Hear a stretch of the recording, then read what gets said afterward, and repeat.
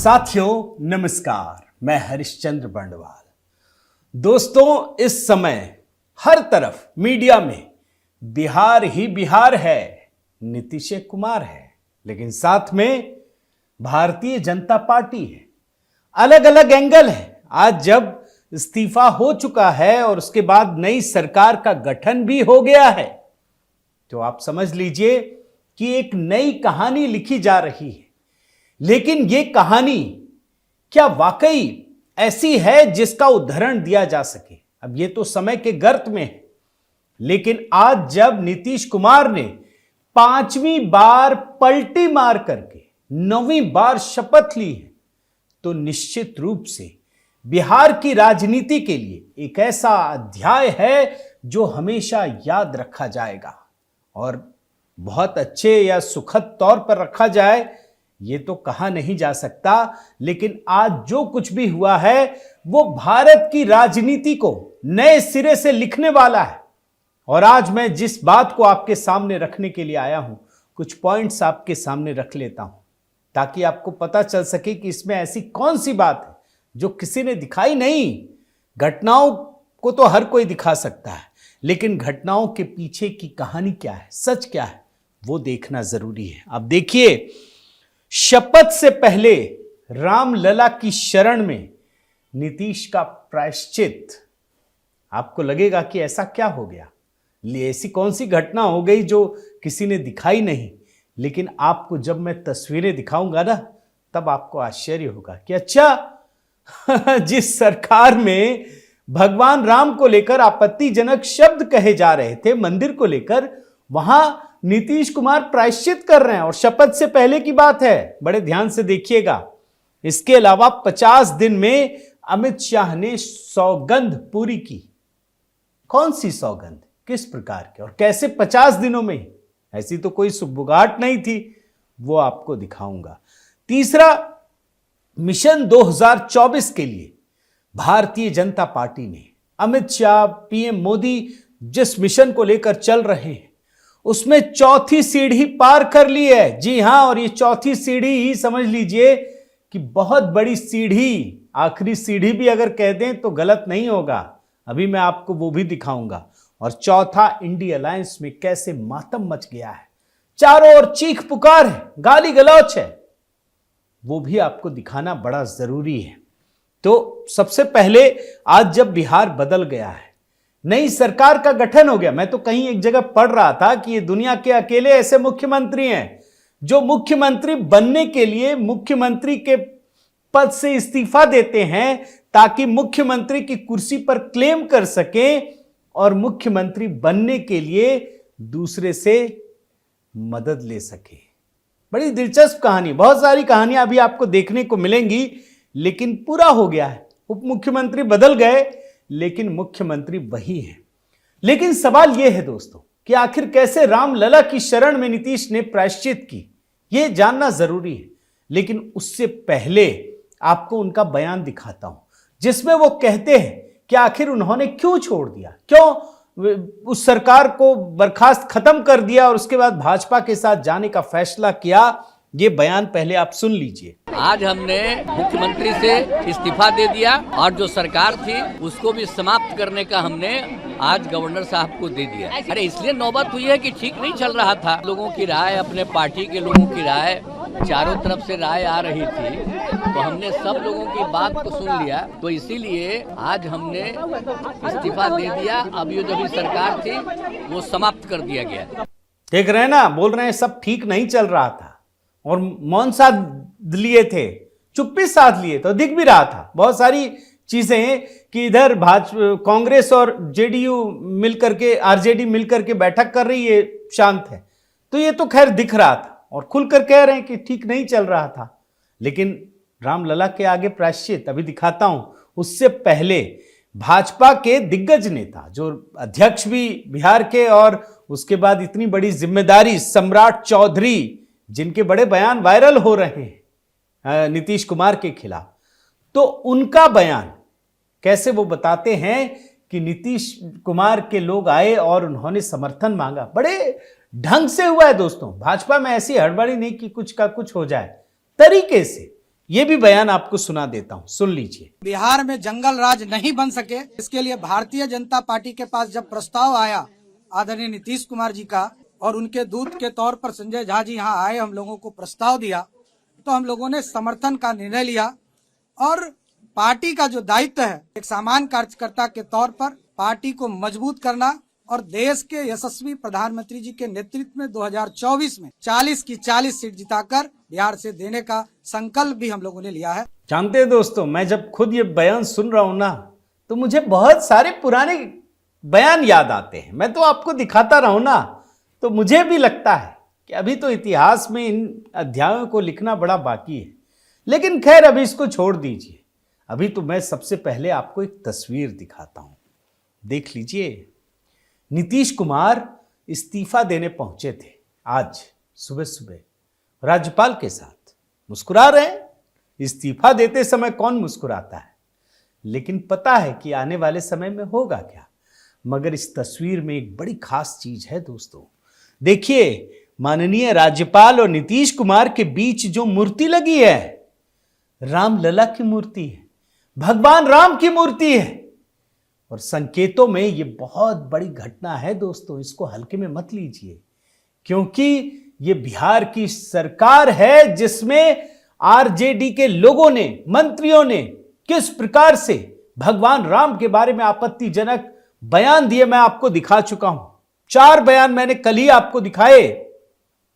और उसके बाद जब नीतीश कुमार इस्तीफा देते हैं और राज्यपाल महोदय हैं, तो पीछे भगवान राम की मूर्ति है।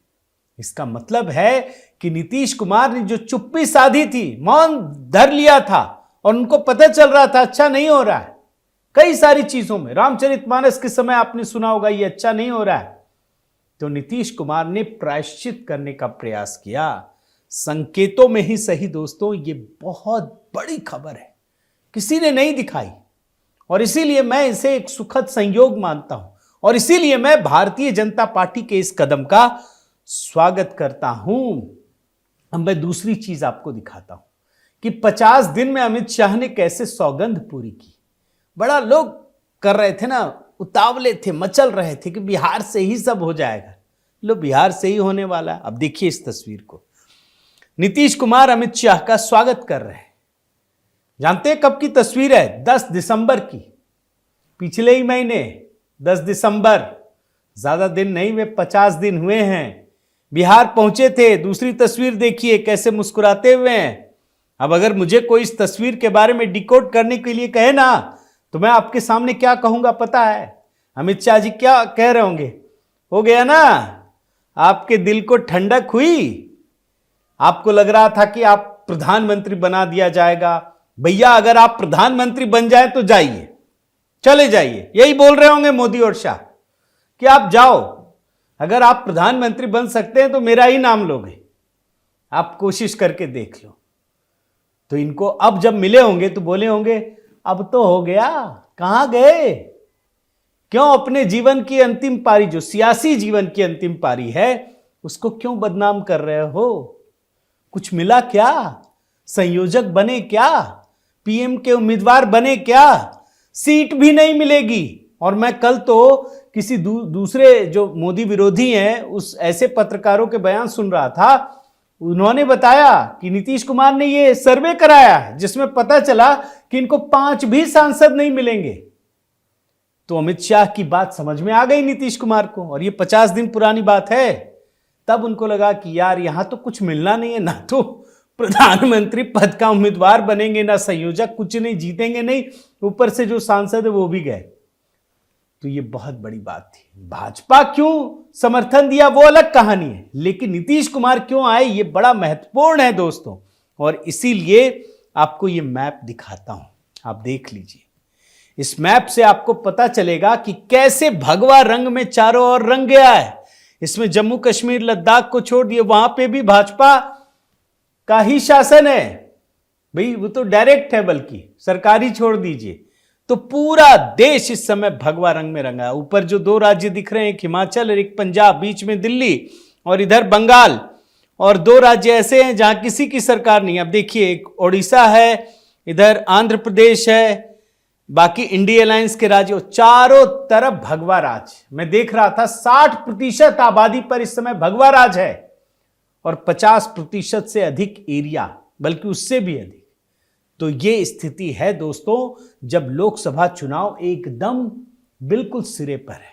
लेकिन जानते हैं इस कदम से हुआ कि आपको मैं कुछ ट्वीट दिखाता हूं, कैसे बौखला गए तेज प्रताप।